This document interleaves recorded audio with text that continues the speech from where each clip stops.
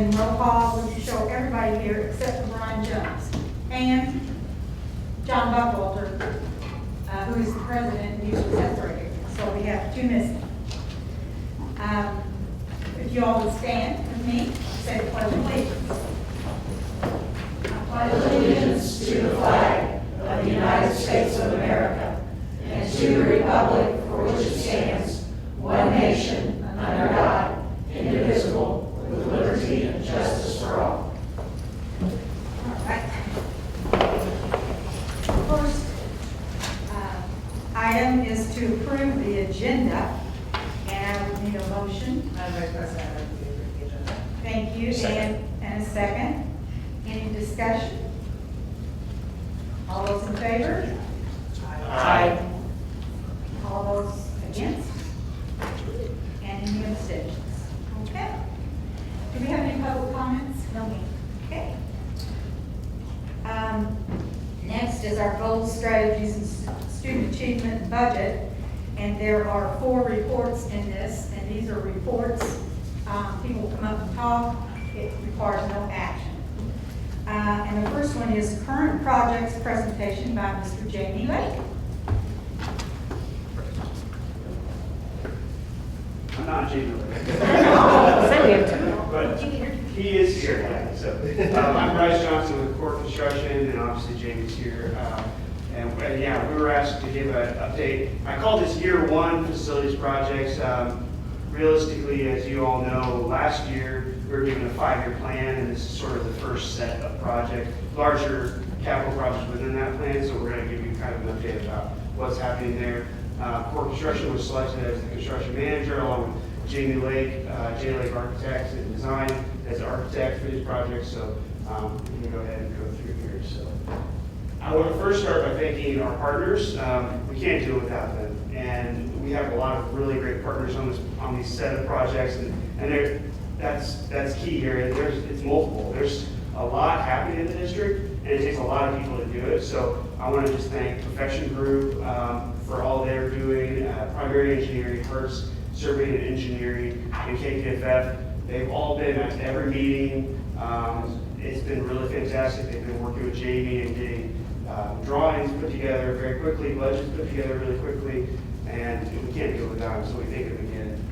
I also want to thank, back in April, we were able to do a subcontractor outreach here in Jeffersonville at the Kitchen Compact's warehouse facility. So thank you to them, as well as the Blue Book Network, who partnered with Core to put together that sub-outreach. We had a really great turnout for all your projects, and we're able to really emphasize, like, there's a lot happening. Local contractors, we want to get you involved, and a lot of people are excited about what's happening. So we've gotten lots of bids because of that outreach, and so just really thank you to our local partners in that as well. So, as a reminder, I put together a map here of what's happening. So this is the first year of mini schools being touched. Right now we're on 6 projects. So Jamie's going to really dive into what's happening on each project, but I just want to give you a sense of the whole district's being touched right now. From the very farthest north at New Washington, Charlestown is having some projects done at their middle school, and then we have several projects, 2 elementary school projects at North Haven and Riverside, and then River Valley Middle School, as well as Jeffersonville High School. So a lot going on. We're going to try and go as fast as possible, but feel free to ask questions when we get into it, and hopefully we can deliver a lot of good news to you, and we're really excited to get these off and running. Okay, so hopefully you can see this, but we put together a master schedule that shows all 6 projects and kind of where they're at in the design, the bidding, and the construction phase of the project. So we decided as a team to start with Jeffersonville High School. Given the fact that it's an athletic complex, we wanted to try and get the project done as fast as possible to not impact sports as much as we could. We did go out to bid in early June, and we found that it was really challenging to get tennis specialists involved early on. So I was really proud of our team because we were actually able to make it happen when we really didn't know if we were going to be able to.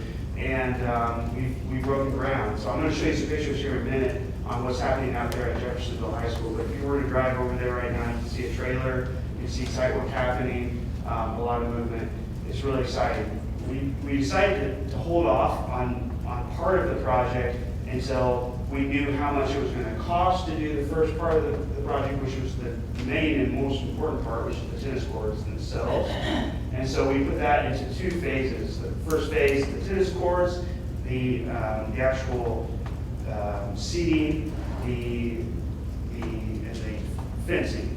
And the second part is going to be a building component, which Jamie will talk a little bit more about. So that first phase has already been bid out and is under construction. And the second phase, we're expecting to get it all done by the time the spring tennis season happens. So we should have that facility completely done, including the lighting for the facility for night games and night practices as well. For Riverside Elementary School, that is out to bid currently. So we are collecting interest in that, and it will be bid at the very beginning of August, and we should start construction in the middle of August. And we'll see that project go through the spring, potentially being done mid-spring, but we're trying to keep everything consolidated as much as possible. But right now we're looking at somewhere at the end of April, and it will 100% be ready for the 2023-2024 school season.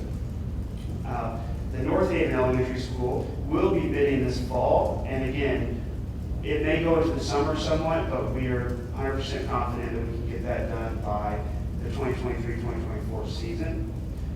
New Washington Middle School and High School is currently being designed, and we'll expect bids in the fall/winter, sometime in that range. And the goal with this project is to try and master plan the budget so that we know how much the wish list is going to cost, and then how much can we do in this current set of facility projects. And then from there, we'll be able to start construction and get us through the spring semester. Now, this one's probably going to be the trickiest because, as you all know, there's a lot of spring sports that happen, and a lot of this is spring sports affected. So we're going to have to utilize the winter months. We're going to have to utilize breaks and off seasons in certain sports to make sure that we're not impacting the sports as much as possible. That's our goal with all these projects, is not impacting sports, not impacting school learning, if at all possible. The one thing I would add to this is the reason we brought the CMC construction methodology to you is for this flexibility that Bryce is describing. We have been struggling with tremendous amounts of challenges in the construction industry, and when we originally thought the CMC would allow us to negotiate through the world of uncertain supply chains and getting materials and procurement with labor forces and so forth. And it's been fantastic for that. And Bryce has already described some of those subcontractor events that they've had to get subcontractors and suppliers negotiated and interested and so forth.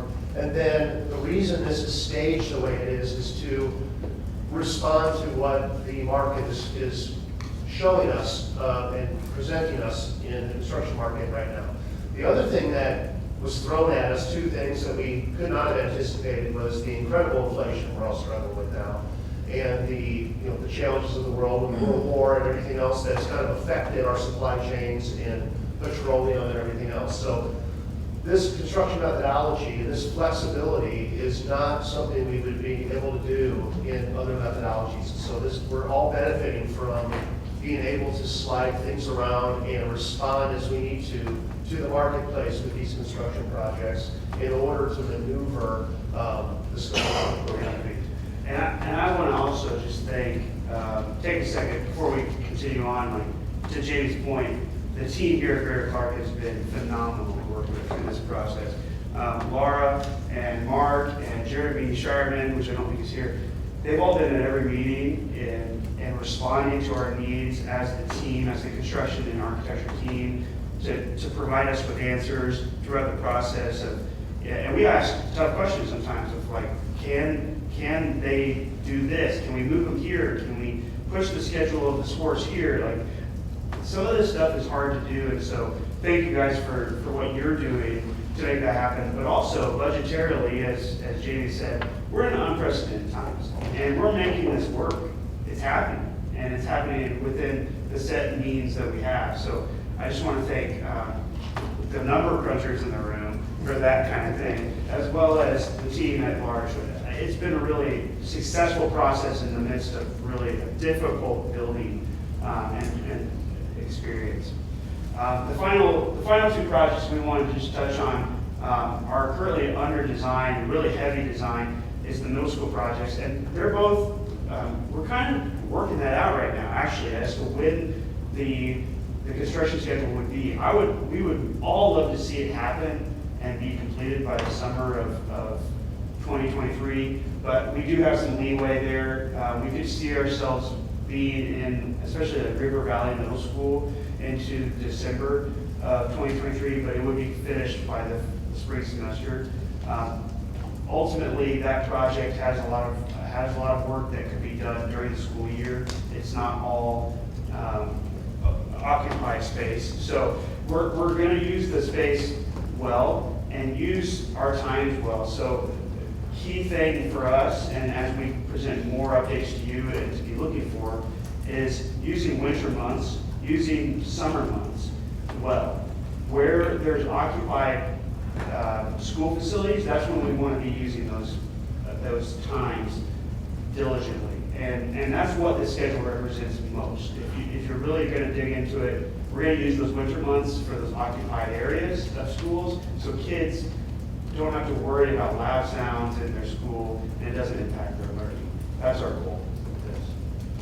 I'm going to go ahead and show you some pictures. So this is Jeffersonville High School right now. If you were to drive out there, we added a temporary road to allow contractors in separately, and then we have our trailer and porta potties out there. We also have seen them starting to strip the turf out from behind. This area is right, you can see Jeff's. Yeah, it's right behind the practice, it's the old practice field, right behind the current tennis courts. And so that all will be graded. They're actually rolling up the sod, which is kind of cool to see. And then they're going to grade it out, level it out. Then we'll start seeing asphalt and all the drainage that has to go in there. And you'll actually start seeing the tennis courts go to light out there. So this is the only project currently underway. So from there, I get to hand it off to Jamie because the rest is under design, right? Yeah. Okay, so I'm going to go through this quickly, and you can stop me or anything you need to do. This is the Jeff High site, so this is the, this works on the screen, but you see the baseball hitting facility there for the baseball field, and then the tennis courts obviously will be 4 groups of 3 courts. They're individually fenced, so you have the ability to only make 3 of them or 6 of them or however many public, and you can utilize the rest. So you can negotiate that, gives you some flexibility. In the center is a building. In the building, we're looking at a 2-story facility to replace the current tennis facility that you have. The upper level would be an enclosed level that would overlook the all of the courts from all directions. This subsurface drainage, we're going to have a lot of underground detention here, so you actually have an underground detention system to deal with this development as well as improve the surrounding area.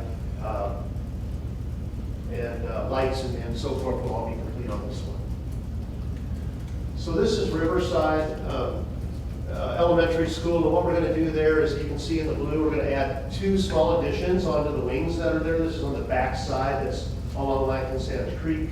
You can see the plan has 2 pre-K classrooms, and then we have the next addition, which is 4 typical kind of conventional classrooms. And this will pretty much max out your building as far as your ability to easily add on classroom capacity without anything. This is just a little bit closer view of those. You see the rest, each of the classrooms has restroom in it, so incredibly flexible use. And this is going to allow your principal and your administration to provide more flexibility and use to that building. And this is just the elevations. All I wanted to convey here is we're just extending the look and feel of the existing building into the new addition, so it completely matches. Okay, this is North Haven, and we are working on North Haven right now. In the light blue, you see we're going to add a new gym addition, and that's going to allow us to vacate the existing gym. So once the new gym is built and a new connecting corridor with lobby and restrooms, we're going to be able to vacate the existing gym. In the light green, in the existing gym, we're going to build a cluster of 4 kindergarten classrooms, and then we're going to, the dark green, demo the stage and expand the cafeteria seating, and renovate the existing cafeteria because you just need more area to put more butts and seats in that building. And then that is going to increase your capacity of your central core of that building as this building continues to update and upgrade over time. You've got a great facility here, and you've done great contributions to this building.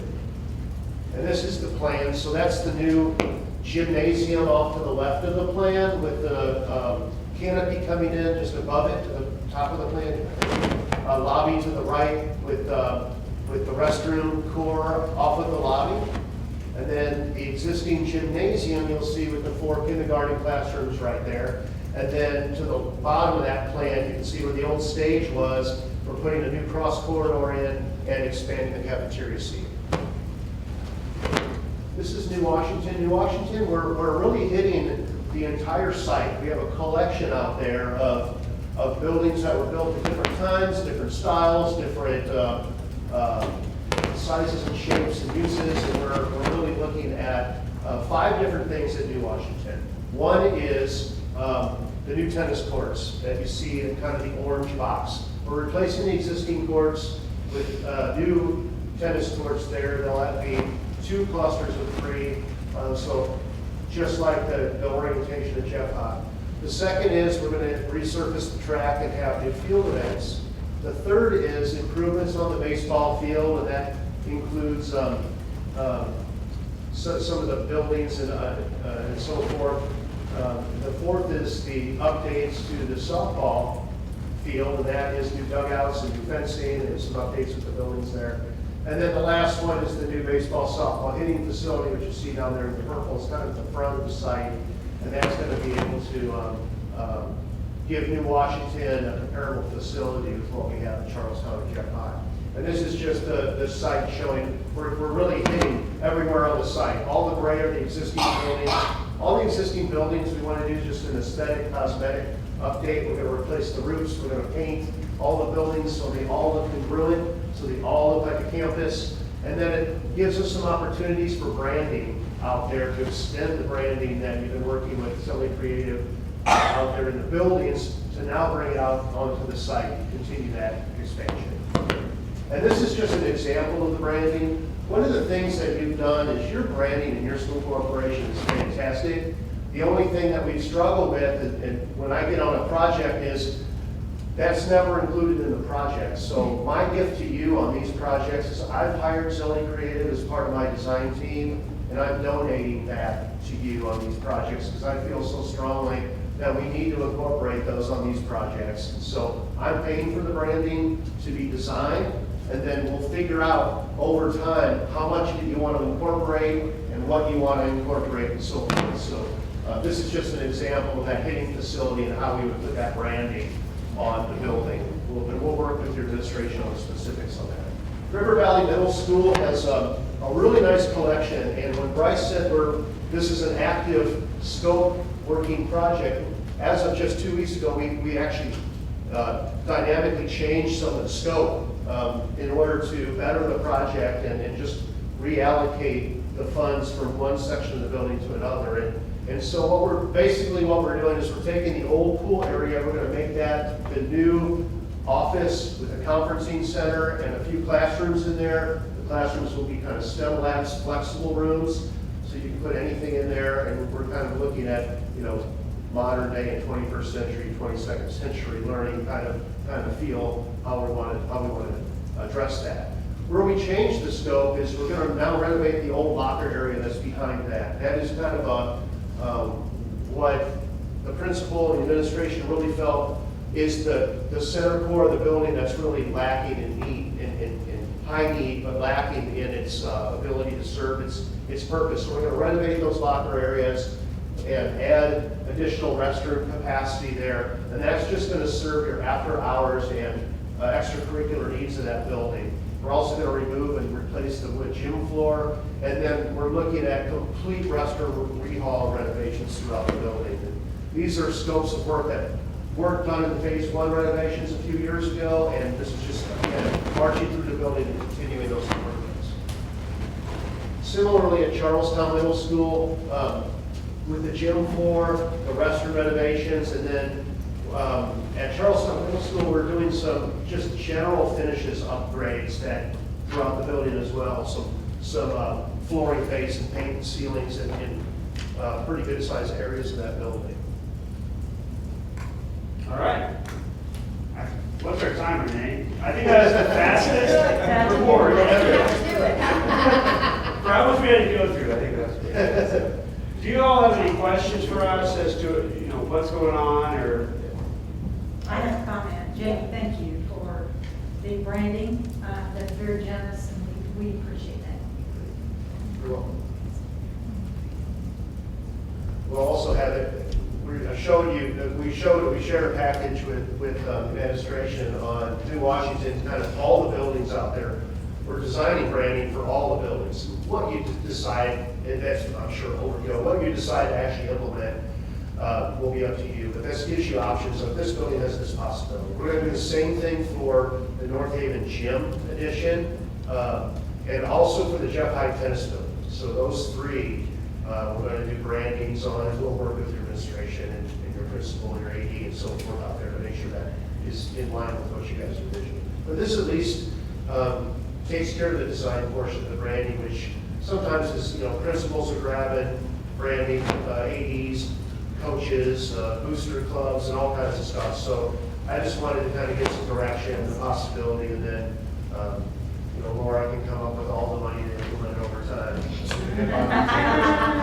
Well, and one thing I want to mention to the board, by the start of next school year, it'll bring, at the elementary level, if you add in the Utica classrooms that are being worked on right now, it'll bring in 17 new elementary classrooms in Jeffersonville between Utica, Riverside, and North Haven. And then 4 new middle school classrooms at River Valley. So we talked a lot about the last few years trying to expand our pre-K programming. Each of these schools will have pre-K classrooms. So we're currently right at 400 pre-K students. We may be able to get up to 500, starting next year with these new classrooms that we're adding that have bathrooms in them and will meet the paths to quality. So that's a good thing for our district and our community. Then the other things are really a lot of cosmetic things that just weren't done in previous renovations, whether it be bathrooms or like the gym floors at Charlestown Middle School and River Valley Middle School. They still have the vinyl floors on them that are bubbling, that are tearing apart. We're going to replace those with wood floors, basketball floors. So, I'm real interested in seeing how the River Valley space turns out in terms of the pool. Moving the office space over there, and changing that entry, and opening up that passageway through there, where currently it's pretty congested. If you've ever been in River Valley, as soon as you go in the front door, students have it's sort of an odd setup there right now. So that's sort of the genesis or the thinking of why we're doing these things. It gives us room to grow. It gives us room to expand our pre-K program. It addresses some athletic facilities that needed to be addressed, especially out at New Washington. Their tennis courts are in really, really bad shape out there. So we're trying to get things done that need to be done. As a team, we really do want to commend the board and the administration. I deal with a lot of school corporations, fortunately, throughout the state. Sometimes we're working on projects that are really pie in the sky projects, and sometimes the ones that really just need done, and these buildings get pushed to the side. And we've been talking, Bryce and Core, they're on the other side. They're constructing those same projects, but every one of these projects is vital to each of the buildings that they're in. I mean, I just look at River Valley. This building project will transform that building. There's nothing short of complete transformation in that facility after this. The last project transformed it. This one's going to completely transform that building. The culture of the building will be different. That's huge. North Haven the same way. That building will be transformed for its next generation of use. And Riverside, although we're not really transforming the building, we are expanding its capability and capacity into a whole different level, and adding those spaces is just absolutely essential. And then the athletic facilities, and little things like restrooms. You know, we forget how important restrooms are. And in those last projects in the middle school, those restrooms have really never been touched. And we've got a lot of kids in these middle schools, and they take a lot of use and abuse. And we're not only just cleaning up the restrooms, we're transforming the restrooms. We're very dynamically different design, changing it for the culture of the building, making it more useful, increasing capacity for the kids and staff. So every one of these projects is an A+ project, and even something as unglamorous as restroom renovations, there's 100% needed in these buildings. And these projects really are to be commended, because even a restroom renovation, it's a fantastic use of resources. And I just wanted to say real quick, we were actually all talking before the board meeting started, and you all have been through a lot of projects over the years, right? I mean, we're talking about projects 9 years ago, 10 years.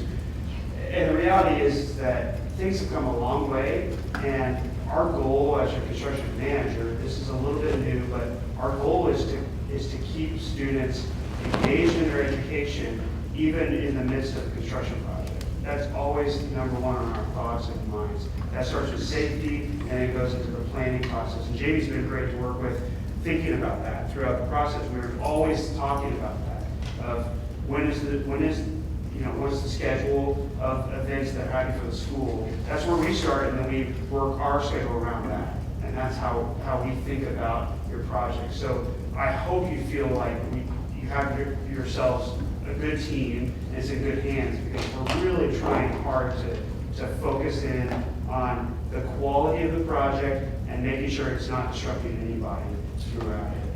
And as we go through this, I want you to challenge us in that, make sure that we're going through the due diligence to do that as your team. So, and engaging your students in these projects. We have some great opportunities here. We're going to be constructing the Riverside Elementary addition with concrete block, and the North Haven project with concrete block and brick masonry, and also concrete tilt wall panels. You know, we want to be able to engage your STEM classes, your engineering classes, your students, any group that we can, teachers, students. So any way we can do that, we're pretty good teachers as well.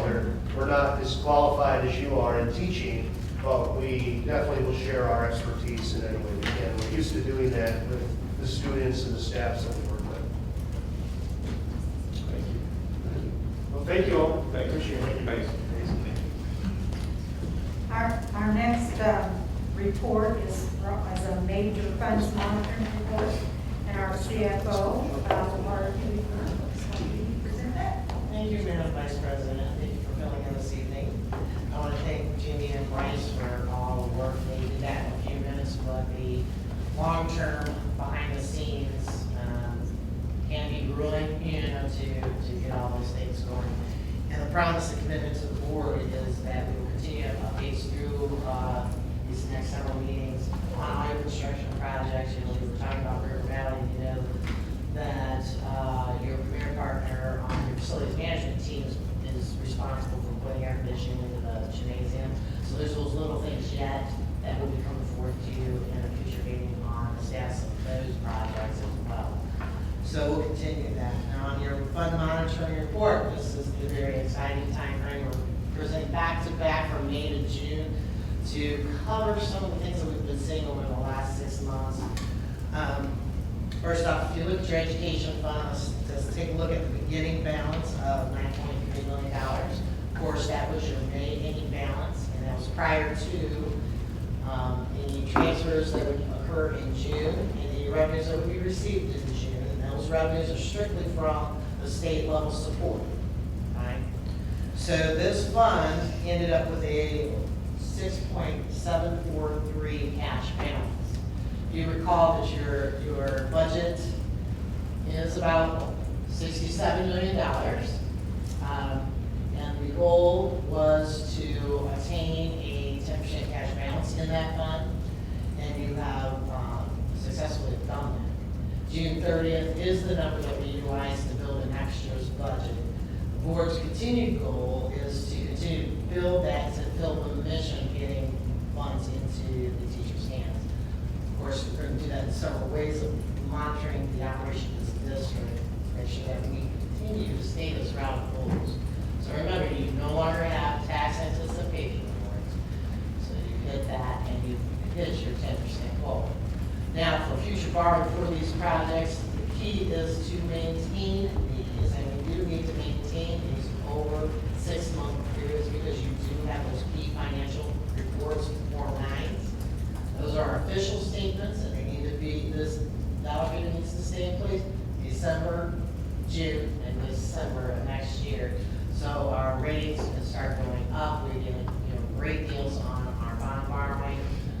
We also exceed the state requirements in doing so. So this is why this benefit, it has to be in place because there's so many things that hinge on that 10% match grant.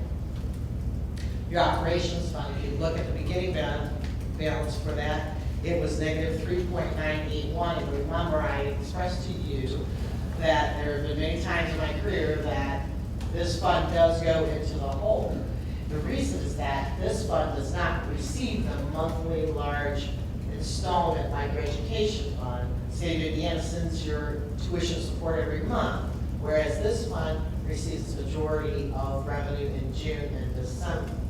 So the previous budgets, I come to you with resolution about transferring funds into the operations fund from the education fund because there's a portion of the basic grants that belong to operations, right? And in that resolution, I tell you that we're going to transfer $9.5 million over the course of the whole entire year. And I do that 2 times a year. Now, we have the resolution written where we have the authorization to do it every month if we so desire. But I have to at least do a transfer once every 6 months. I focus in on June because that's when we take a look at all of the things that we utilize this information for. I then can have everybody focus in on June, and that's right where the data is. They don't have to guess. We ever got too far in the hole, but I didn't think that we would recover at a great pace by June. I would tell the board that we would be transferring. You would notice that on your docket, I would point that out financially to you. But you've already given me the authorization to do it, so I'm just telling you that I do it twice a year.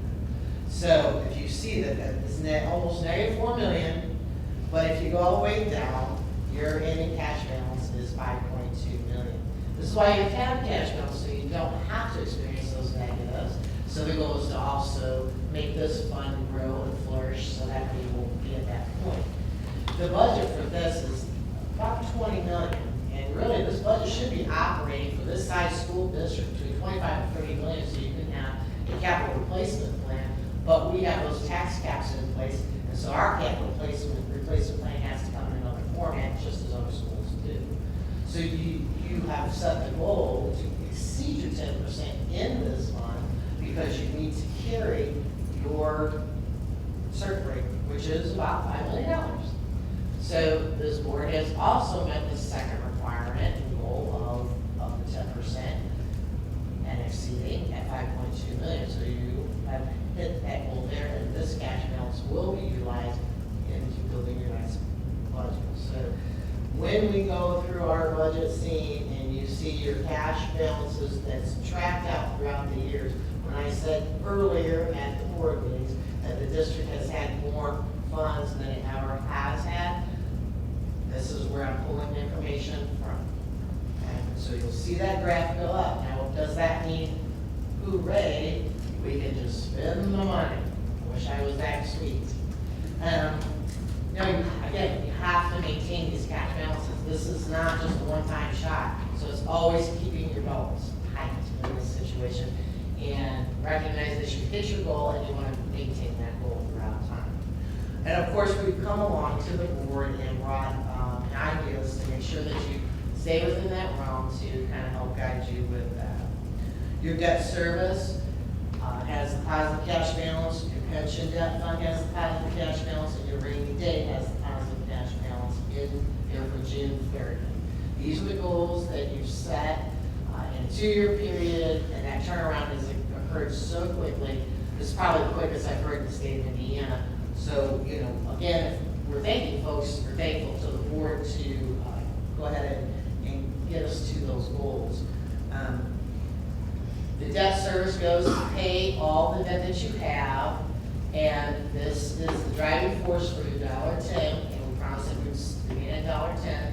So it's your on your budget, you will see a high advertised. It gives us the opportunity to bring that right down to $1.10. That is where this is key, and this is where all of our projects are paid out of, and we maintain a positive cash balance there. The pension debt, I want to remind you that that was not being levied in the year that it was paid, so that's why it was always in the hole. We made that correction right away with the initial budget, once we, you know, that was discovered. So that happened in your 21 budget, and you saw that in 2020. And then finally, your rainy day fund. Again, this one is this size district. You know, traditionally and standardly, we've looked at the fiscal indicators that the DUEP has put out, and districts our size with similar demographics and growth, they have $60 million or more dollars in a rainy day fund. So that's the goal, really, in our hearts that we should be at. Okay. However, we are going to try to hit the $10 million point right away. So, yes, ma'am. Yeah, is there $10,000 gone from that from the last time? Yes, so that was, yeah, the $10,000 that came out of that was for the land survey. Oh, okay. Yeah, so that's where we're tapping into. So at the last meeting, I believe that, you know, we had the different things that we were doing with land discovery. So surveys, line changes, those kind of things will come out of there. But we will recoup that, get that reimbursed, because that's all part of the capital projects. I plan on transferring more funds into that by the end of the year. The other thing we have to remember is that we did do our health insurance negotiations last year, and part of that was changing a plan and offering to our employees an HSA to gap that for them. So we do need to obtain a dollar figure out of the education fund into self-insurance fund to take that coverage of the HSA that we as a district went ahead and gap that for them. Further, we also are going to look into additional transfers from education fund into self-insurance fund, so that way we make sure that we take care of that particular fund as well, which leads me into the next report. That would be the treasurer's fund cash balance. Yes, ma'am. If I may. If you go through, we've talked about your matrix fund report. I always pull that out because this is what you focus on with your budget. But we can't leave behind the other funds that we do maintain throughout the district. We always take a look at the school lunch fund, which is 0800. Okay? And if you can see there that it's 1.746 million. Remember, we came into the year at $600,000 in the hole. We maintained that balance for quite some time. So this fund is recovering very nicely. Again, tightening our belts.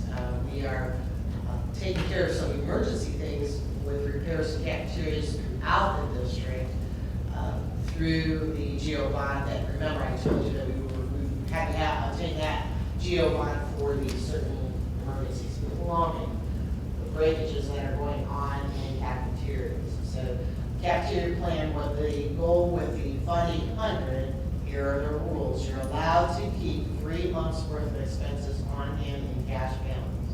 Anything over and above that, you have to have a capital plan of reinvesting back into your cafeteria system. So as we continue after this period of time, we will work with our food service management team to make that plan of hitting the 3-month cash balance requirement, they then over assessing our cafeterias to invest back in our cafeteria.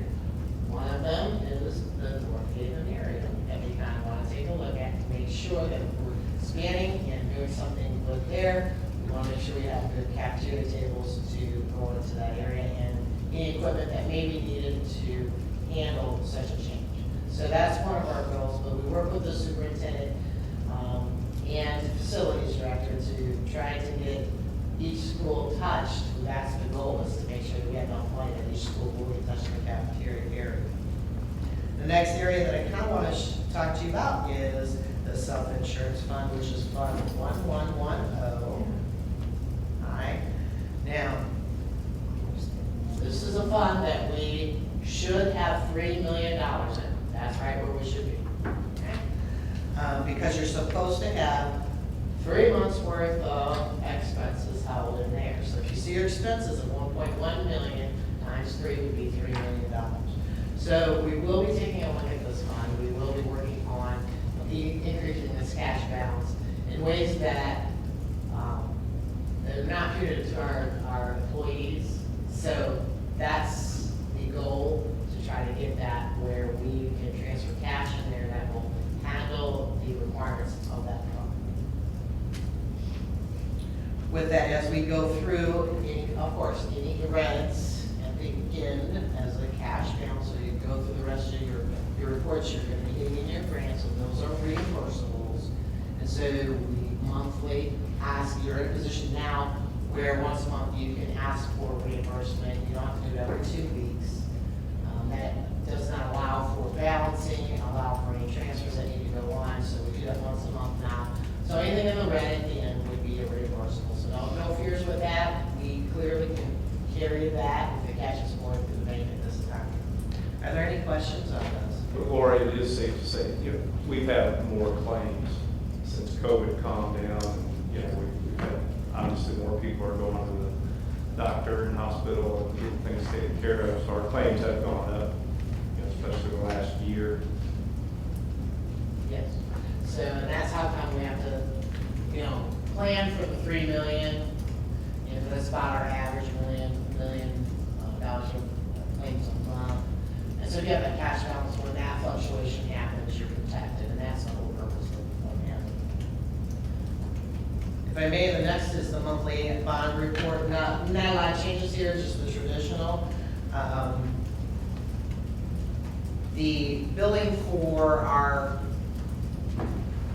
gators that we purchased will be processed in July. We had some checkovers on some of those to make sure all the equipment was great. So this bond will soon be dropping off because you'll only have 71 cents in there. We'll have that transferred so that way that can be zeroed out and report that as complete. Everything else, as we need to plan through spending those funds, those are charged out of the bond appropriately. So for per site that the bond is involved in, I can charge those funds in there. We do have, I want to get to a couple of them here.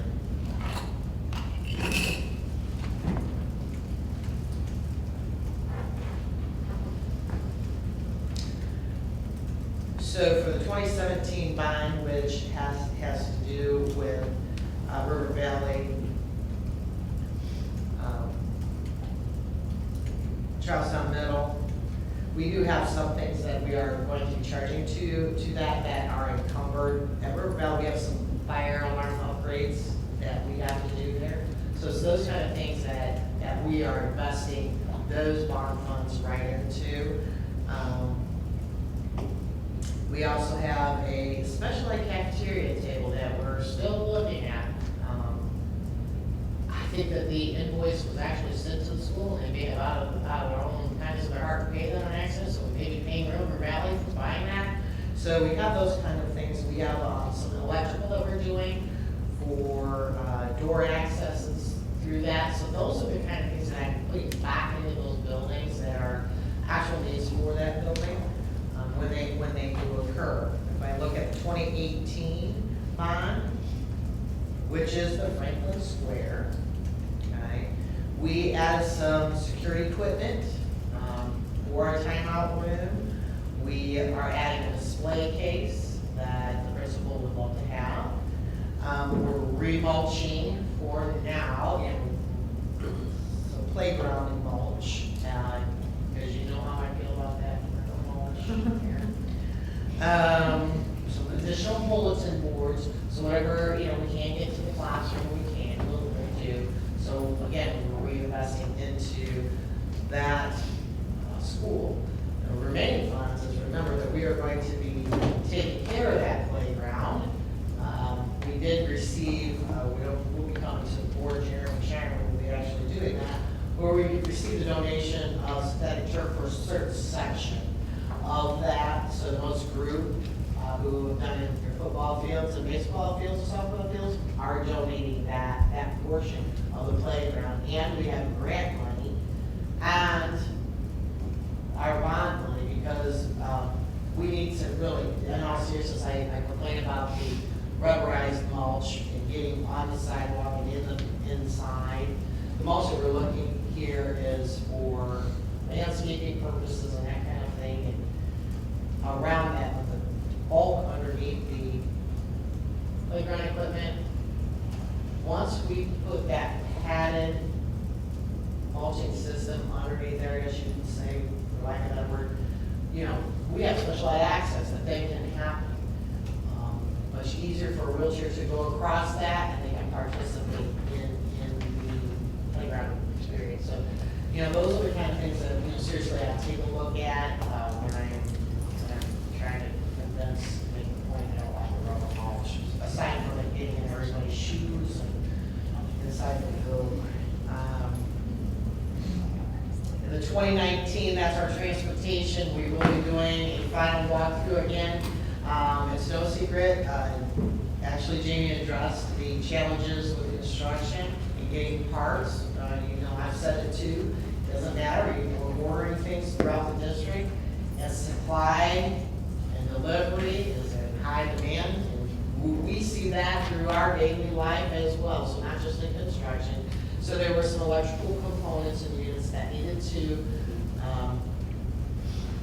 come in for those fences that have electrical moving parts on that, so we had to wait for some of those motherboards to come in to get that. So we should be looking at that. Daniel and I are on deck next week to kind of do that final walkthrough and any other touch-ups. We've had to touch up a lot of paint several times over and over because we're just not happy yet. But we should be seeing a better conclusion on this bond. And of course, the last one is the 21 bond.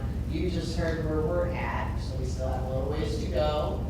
That represents the J-Lake and core renovation projects throughout the district. And then the 22, you've got J-Lake and SBB working on designs for the 2 new elementaries. So the funds that are being expended there is for those services and in demand surveys and all of the things it takes to build on a property or make charges out of that grant. Now, having that been said, we've gone over our cash, we've talked about budget, and in your consent agenda, you will be approving a report to be advertised called the AFR, which is called the Annual Financial Report. Funny enough, we have 2 of those called annual financial reports. One is what used to be called in the municipal business for a while, the corporation report card.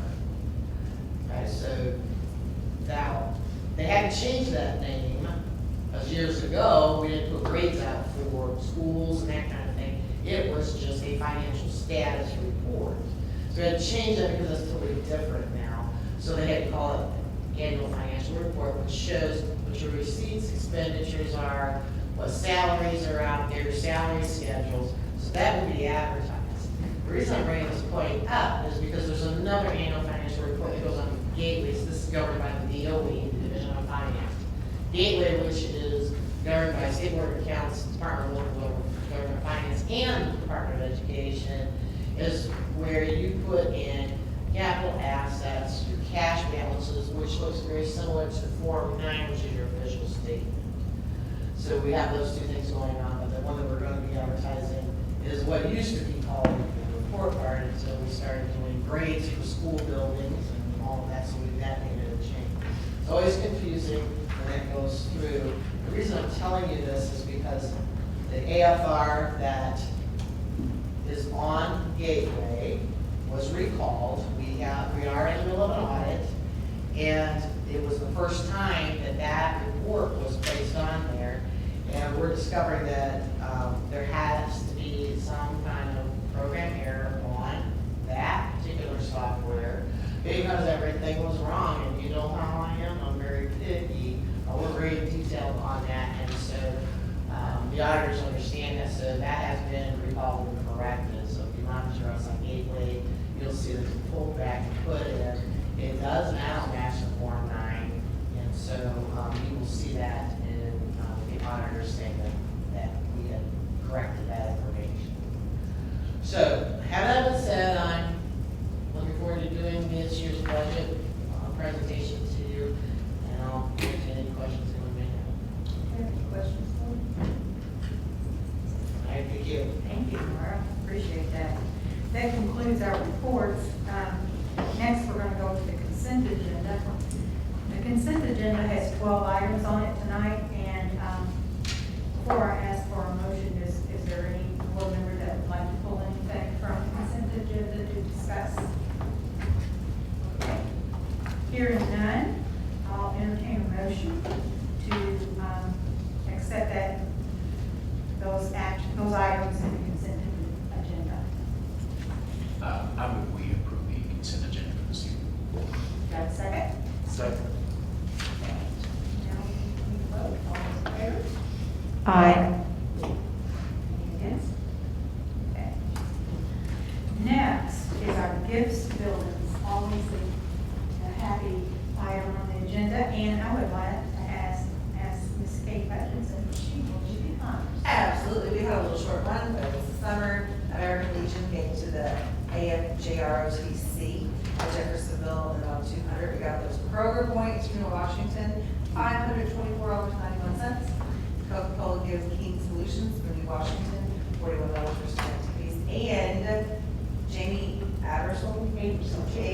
I was like going back and forth, I almost looked at 25 band instruments, Sparky Band, which is amazing. Total value is $1,410, and annual cleaning repair as needed, which is totally incredible. I move that we accept these gifts to building in the total of $2,176. Got a second? Second. Any discussion? Jamie Abersole is a local jazz musician who is incredible, so we appreciate his donation. That will help his band greatly. All those in favor, please say aye. Aye. Opposed? Passes. Now we have our one action item tonight. That's it. Our action item is Wellstone Health Assessment Services Agreement. And who's presenting? Okay. Good evening, Board. As you know, throughout the pandemic, we've seen an increase in the mental health needs and support of our students. And so Wellstone has approached us. We work a great deal with them anyway because they're right here within our district. And they have asked us to develop a partnership to help provide a school-based clinician. They would be housed at Jeffersonville High School because there's a lot of things that filter through Jeffersonville High School, but they would actually service the entire district. And the intent of this agreement is to facilitate the coordination and management of care of the patients to improve access, efficiency, and outcomes. What would happen is when our school counselors determine a student might be in crisis, they might have to repeat their story and situation several times until we can actually get them to the support that they need through an assessment, and then based upon that, determine what type of care that they might need. So the clinician would float within the district to provide timely assessments to students, even though they get JEF-IB for students in grades K through 12. And the goal is to minimize that trauma that would be throughout that process. It would expedite the processing of an assessment this position and ultimately determine the services and support needed, and that they are provided in a timely manner. There will be no costs incurred with this on part of the district, and they would also help with the students' re-entry to transition safely back into the school environment with whatever support and therapy, counseling that they might need. There's a bulleted list of all the different responsibilities that the clinician would hold, and the assessments are always free of charge. And April has reviewed the contract. We have a motion for it. I move that we accept the Wellstone health assessment. A second. Second. Thank you. Any discussion? Just one, I'm going to abstain from this vote, and I'll explain later. No, you sleep right now. I didn't even know why, but that's okay. The audience needs to know. And now I'll call for the vote. All those in favor, say aye. Aye. Those against, and those abstain. Too bad. Okay. Now, that is really the end of our board meeting. And we'll have to tell John Buckholzer that we did pretty quickly. Oh, he's watching. Is he watching? Is he making comments? Yeah, I told him to stay in his Yeah. lane. Yeah, there's 3 places you can stay for free. In your lane over there, out of it. Yeah. More comments. Tomorrow's birthday school, right? Yep. Yes. I know, I see like the teachers and stuff on Facebook, and it just makes me miss the classroom, the excitement, so. Good luck, God bless all teachers and kids starting tomorrow. Just an explanation for those watching. I abstain from the action item this evening. I am an employee of Wellstone. I am not an in-state clinician. I do not do assessments, that sort of thing. So it doesn't involve my job. There's no anything there. That's the reason why. Let's see, tomorrow being the first day of school, thoughts and prayers to Daniel Borders. I know you're constantly going out tomorrow. No. But no, I'm pretty sure that, I hope everything just goes smooth. Hope everybody has a good day. And for our first time incoming students, whether it be transfers, kindergartners, first graders, whatever grade you're coming in, I hope you enjoy your first experience with grade club. Nothing, I don't think. I noticed this year that, and I'm sure it's happened in the past, lots and lots of before school activities for kids at the schools and around our community. And I think that is I think our parents appreciate that. Now, tomorrow at Franklin Elementary School, we're going to unveil the new STEM classroom. And it's very exciting. Is that at 10 o'clock? 10 o'clock. 10 o'clock. And that is very exciting. And I'm going to ask Mr. Warner to talk a little bit about that, if you will. Well, and actually, I'm going to pass it Yeah. to Dr. Hartley because she knows more about it than I do in terms of everything in there. The donations and the grant and all that. Yes, the classroom will have state-of-the-art equipment. It was a donation, and they really enhanced some of the things that we had originally planned. And it was really just a great big surprise that they sought us out to be able to do this, and we're very excited about it. So I can't wait to see it. Well, for me, I would just ask that our parents be patient. The first week of school, you can almost guarantee there's going to be some transportation hiccups. There's going to be some arrival dismissal hiccups. There's going to be some cars backed up. Every year that I've been an administrator, which is now 18, I think, usually that's all worked out, within a week.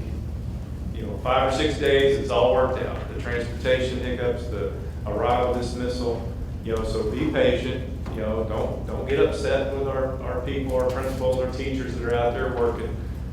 It will all get smoothed out, worked out. We promise you, and we'll work real hard to make sure that happens. So I'm looking forward to tomorrow. I think Daniel and his team have worked really hard. Our human resources team have worked really hard as far as staffing. I think today maybe we have one teaching position open. There's a lot of districts in the country, and a lot of districts in this state that can't say that, right now in terms of getting ready to start school. And so everybody's worked hard, we think we're ready to go, and just be patient. The start of school is always interesting. And I don't care what anybody says, there is no perfect start to a school year. There's always little things that pop up. This is gonna be the year. I still say that.